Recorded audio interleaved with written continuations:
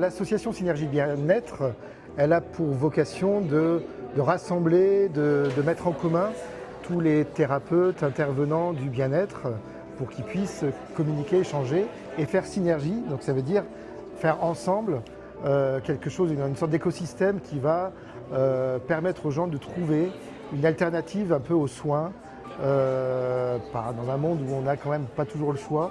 Mais en tout cas là, ça a une offre de soins alternatifs par la diversité de ce qu'on peut offrir à travers plein de thérapies possibles et plein de personnes différentes. C'est notre 7e édition de ce salon, donc on commence aussi un petit peu à se faire connaître.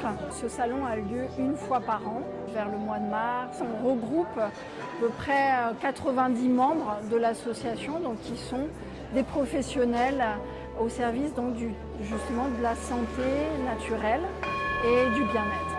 On est présent sur le forum des associations. On retrouve donc au château de Béomas en mois de septembre, qui permet aussi du coup de faire un lien avec le public.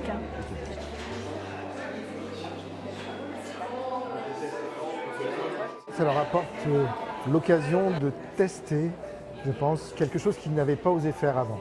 Et le fait de faire tomber des barrières en rencontrant une personne qui parle de sa façon d'envisager le bien-être va lui permettre de découvrir et d'ouvrir une porte qu'il n'a pas osé ouvrir un petit peu avant.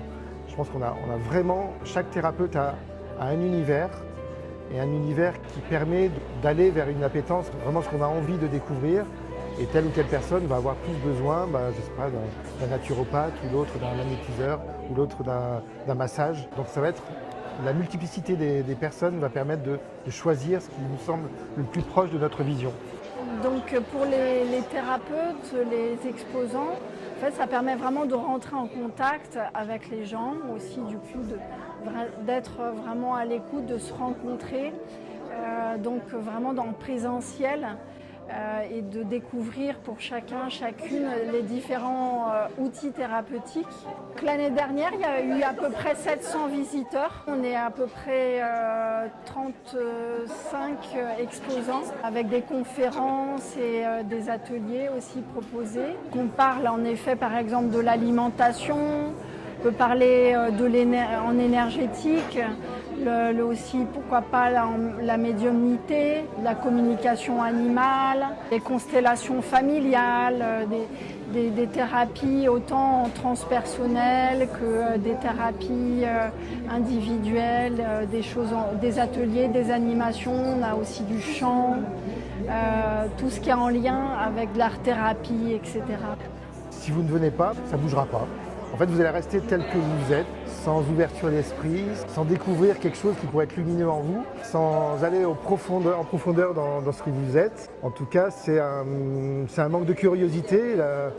Le manque de curiosité, pour moi, c'est mortifère quelque part. Parce que quand on ne bouge pas, on s'effondre.